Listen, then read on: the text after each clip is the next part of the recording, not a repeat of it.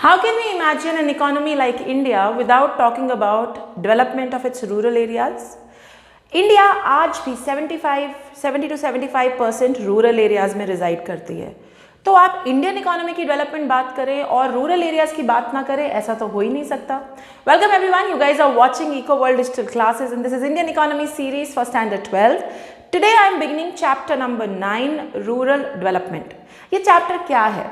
ये चैप्टर तुम्हें बताएगा कि रूरल डेवलपमेंट की प्रॉब्लम्स क्या रही हैं, क्यों नहीं इंडिया जैसा शहरों में डेवलप हो रहा है वैसा रूरल एरियाज में भी डेवलप हो रहा है, क्या कारण रहे हैं and what are some of the major challenges, problems जो पहले भी थी आज भी हैं और कुछ नई problems that have come up. And yes of course, क्या गवर्नमेंट ने इसके लिए किया है, क्या क्या स्टेप्स उठाए गए हैं और अभी भी हम मंजिल से कितनी दूर हैं, ये सारी क्लैरिटी हमको ये चैप्टर देने वाला है। तो चलो शुरुआत करते हैं। रूरल डेवलपमेंट क्या है? डेवलपमेंट क्या होती है? I know in your mind development is all about सड़कें अच्छी हों, बड़े बड़े स्वैंकी मॉल्स हों, गाड़ियाँ हों, है ना। लेकिन ये सब डेवलपमेंट के बहुत 4th 5th स्टेज वाली बात है यार। कई तो बेसिक्स हैं जो हम लोगों के लिए we take it for granted, क्योंकि हम लोगों ने कभी देखा ही नहीं कि ऐसी भी डेवलपमेंट ना हो। What are these basics? Health, education, अच्छे स्कूल होना अगल बगल, अच्छे हॉस्पिटल्स होना अगल बगल आपकी रीच में, सैनिटेशन इश्यूज ना होना, वाटर, ड्रिंकिंग वाटर, ये सब प्रॉब्लम्स ना होना, इलेक्ट्रिसिटी का इशू ना होना, हमारे लिए बड़ा फॉर ग्रांटेड है। बट रूरल एरियाज में आज भी ये सब इतनी दिक्कतें हैं। नाउ हम जब रूरल डेवलपमेंट की बात करते हैं तो पहले इन बेसिक्स का ध्यान रखना जरूरी है and then the wheel needs to be taken up a notch higher. Okay, इसी कारण से Indian government in the last 2 terms has been driving programmes like Saakshar Bharat अभियान, स्वच्छ भारत अभियान, सुलभ शौचालय, आयुष्मान भारत। ये सब क्या है यार? They are trying to ensure कि रूरल एरियाज में भी education, health, sanitation, drinking water के जो इश्यूज हैं वो एटलीस्ट थोड़े से कंट्रोल हो सके। ओके, सो रूरल डेवलपमेंट का मतलब है total development of rural areas, upliftment of rural areas, whether it is related to infrastructure, employment, education, alternate sources of employment, कुछ भी, मतलब ओवरऑल डेवलपमेंट रूरल एरियाज की बहुत ज़रूरी है। अब सवाल ये उठता है कि यार ऐसा कैसे हो गया? हम 1950s में we started kind of planning for things, काम करना शुरू किया and we've come a long way. India has grown a lot यार। हमारी industry, tertiary sector, IT sector तो one of the best in the world है। तो फिर हम कहाँ पे पीछे रह गए एग्रीकल्चर में, रूरल एरियाज में क्यों इतना डेवलप नहीं हुआ? So let's talk about it. So when 1950s में प्लानिंग शुरू हुई, यू गाइज नो एग्रीकल्चर पे बहुत फोकस रहा, बिकॉज राइटली उस समय समझा गया था कि एग्रीकल्चर तो बैकबोन है, खाना भी खाना है, सेल्फ सफिशिएंसी भी चाहिए और रूरल एरियाज की डेवलपमेंट के लिए भी agriculture needs to be focused on. तो प्लान्स में एग्रीकल्चर पे बहुत फोकस किया and thanks to it we got a green revolution in 1960s and 70s। But green revolution बड़ी लिमिटेड थी, 2 क्रॉप्स पे आई, 4 स्टेट्स में आई और उसके बाद वापस पलट कर आई ही नहीं। तो ये जो 50s से 70s का पीरियड था, 80s का, we did very well in agriculture, self sufficiency हमने गेन करी, एक सरप्लसेस क्रिएट करे, ग्रीन रेवोल्यूशन हुई, बहुत बढ़िया चला। बट फिर वहीं गाड़ी रुक गई। उसके बाद ये समझ में आने लगा कि एग्रीकल्चर पे तो बड़ा फोकस हुआ, इंडस्ट्री कहाँ गई, टर्शरी सेक्टर कहाँ गई? Development is synonymous with industry and tertiary sector, तो चलो उस पर फोकस करते हैं। हुआ क्या कि ये फोकस धीरे धीरे ज्यादा इंडस्ट्री एंड टर्शरी की तरफ रहा and agriculture was given a back seat. उसके चलते एग्रीकल्चरल आउटपुट 1991 में, इसके बाद 1991 की policy I which you know was a overhaul in industry and tertiary sector. In fact जब हम ये चैप्टर कर रहे थे 91 का, तो हमने लिमिटेशंस डिस्कस की थी कि 91 की लिमिटेशन ये है कि भाई तुमने इंडस्ट्री और टर्शरी के तो फट्टे चक दिए, बहुत बढ़िया उसको डेवलप कर लिया, but you did not focus at all on agriculture, जो आपकी बैकबोन भी है और जो रूरल एरियाज की बेसिक एम्प्लॉयमेंट नेसेसिटी है। उसके चलते get the quotes, 1991 to 2012 the agricultural output growth has just been on an average of 3%, कुछ भी नहीं होता, 3% से बड़ा इतने सालों में। ये बहुत ही ज़्यादा कम है और इतना कम होना नहीं चाहिए था for an agrarian economy like ours, जो एग्रीकल्चर पे बेस्ड है, जहाँ इतने किसान हैं, वहाँ ये हाल होना नहीं चाहिए था। नो डाउट कि आज की डेट में किसान फार्मर सुसाइड इतने हैं, किसान प्रोटेस्ट चल रहा है, क्योंकि हम लोग अभी भी वहीं हैं।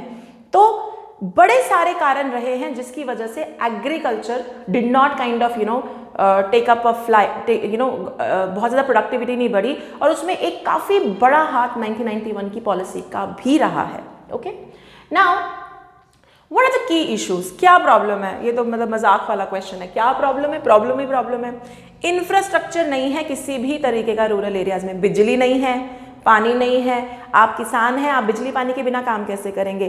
पढ़ाई नहीं है, हेल्थ नहीं है। In certain areas of Himachal 30 kilometres तक कोई डिस्पेंसरी नहीं है। What do you do if you have a major health emergency? क्या करेंगे आप? ठीक है, तो इंफ्रा किसी भी तरीके का नहीं है और आसानी से कोई उस पर फोकस भी नहीं करता। Second issue, human capital formation नहीं है। Human capital formation is skill development. हमने अभी पिछला चैप्टर किया जिसमें हेल्थ और एजुकेशन दो बहुत इंपॉर्टेंट एस्पेक्ट्स हैं, है ही नहीं। तो ह्यूमन कैपिटल फॉर्मेशन भी नहीं है, स्किल डेवलपमेंट भी नहीं है, नौकरी आ भी जाएगी तो भी नहीं कर पाएंगे क्योंकि खेती के बिना कुछ आता ही नहीं है। उसके अलावा प्रोडक्टिव रिसोर्सेज नहीं है। खेती करनी है, खेती में प्रोडक्टिविटी कैसे बढ़ानी है? No idea. स्किल डेवलपमेंट करके प्रोडक्टिविटी इनकम जनरेट कैसे करनी है? नो आइडिया, वो भी नहीं है। एंड फाइनली लैंड रिफॉर्म्स हुए हैं, जमींदारी सिस्टम हटा, कंसोलिडेशन हुई लैंड की, लेकिन अभी भी बहुत सारे पंगे हैं जिसके चलते लड़ाइयाँ हो जाती हैं, बंटवारे हो जाते हैं, देयर आर इश्यूज, ट्यूबवेल लगवाना है, परमिशंस चाहिए, लॉट ऑफ इश्यूज, जिसके चलते अभी तक ना तो कोई alternate source of employment generate हुआ है इन एरियाज में। व्हेन आई से ऑल्टरनेट सोर्स ऑफ एम्प्लॉयमेंट मतलब खेती है और खेती ही रहेगी और खेती पे ही काम चल रहा है। खेती के अलावा वी नीड टू डाइवर्सिफाई और ऑप्शंस देनी जरूरी है, वो कहीं नहीं है। हेल्थ एजुकेशन पे ध्यान नहीं है कि बच्चे स्किल्ड बने, कुछ और सीखें, कुछ नया करें, नॉट अ इंफ्रा तो है ही नहीं। इन सब के चलते रूरल डेवलपमेंट आज भी in 2020 also in India it's a major problem आज भी है। ठीक है, अब जो चैप्टर है, चैप्टर डिवाइडेड है दो चैलेंजेस के ऊपर, यानी पूरे चैप्टर में आपको बताया जाएगा कुछ 4 चैलेंजेस, वो क्या है और उनके लिए गवर्नमेंट ने क्या क्या किया है। That is what the chapter is about. ये 2 हिस्सों में डिवाइडेड है, lingering challenges and emerging challenges. What are lingering challenges? Lingering शब्द का मतलब है जो काफी समय से है और अभी भी चला आ रहा है। इनमें 2 चैलेंजेस हैं, 2 प्रॉब्लम्स है। रूरल क्रेडिट यानी रूरल उधार फाइनेंस का अरेंजमेंट जो आज भी दिक्कत है, एंड रूरल मार्केटिंग। फार्मर ने प्रोड्यूस तो कर दिया, मार्केटिंग नहीं करना आता, सामान पहुंचाना नहीं आता। That is what is the problem. ये शुरुआत से है, ये आज भी है। इनफैक्ट ये जो अभी फार्म बिल आ रहा है जिसके लिए इतना प्रोटेस्ट हो रहा है, आई थिंक कहीं ना कहीं ये लोग ये रूरल मार्केटिंग के पॉइंट को ठीक करने की कोशिश कर रहे हैं, और देयर आर सर्टेन एरियाज जहाँ पे दिक्कत चल रही है, इसीलिए इतना प्रोटेस्ट चल रहा है। उसके अलावा कुछ चैलेंजेस हैं जो अब हाल फिलहाल में और ऐड हो गए हैं। They are emerging challenges, they are new challenges. क्या है? पहला, sustainable livelihood. What is sustainable livelihood? यार खेती कब तक करोगे और कितना कर सकते हो? लैंड लिमिटेड है, उसमें भी बंटवारे हो जाते हैं, तो आप कितनी खेती कर सकते हैं? नहीं ना। तो खेती के अलावा आपके प्लस खेती इज सीजनल, किसी महीने है किसी महीने नहीं है, तो जिस महीने नहीं है उस महीने आप क्या करें? So you need to have alternate sources of employment, कुछ और भी होना चाहिए, और वो भी सस्टेनेबल। सस्टेनेबल शब्द का मतलब है जो उम्र भर चल सके, ये नहीं कि 1 महीना तो तुमने काम कर लिया उसके बाद ठप। सो द इमर्जिंग, एक तो लिंगरिंग, हमेशा से जो प्रॉब्लम है वो है पैसे की और मार्केटिंग की। अब जो 2 नए चैलेंजेस है कि लंबे समय के लिए सस्टेनेबल डेवलपमेंट कैसे करें, और ऑर्गेनिक फार्मिंग। अब बहुत नाम है ऑर्गेनिक फार्मिंग का। Use of insecticides and pesticides is an issue, creates cancer, leads to infertility, बहुत पंगे हैं। तो अब ऑर्गेनिक फार्मिंग की तरफ बढ़ रहे हैं, लेकिन ये 1 नीड्स नॉलेज, 2 नीड्स मनी, और ये दोनों ही की कई बार लैक होती है रूरल एरियाज में, तो ये भी एक चैलेंज बन गया है। तो इन टोटलिटी 4 चैलेंजेस हैं जिसमें ये चैप्टर डीप डाइव करेगा। Rural credit, rural marketing, sustainable livelihood and organic farming, इन्हीं को हम डिटेल में इस चैप्टर में पढ़ेंगे। ठीक है, आई होप अब इस वीडियो के साथ ये क्लैरिटी है कि रूरल डेवलपमेंट क्या है, रूरल डेवलपमेंट पीछे रह गई, उसके क्या कारण रहे, what are the key issues and what are the challenges that rural areas face. अगर आप लोग मुझे यूट्यूब पे देख रहे हैं तो like, share, subscribe and comment करना बिल्कुल मत भूलिएगा। Till then stay tuned, bye bye.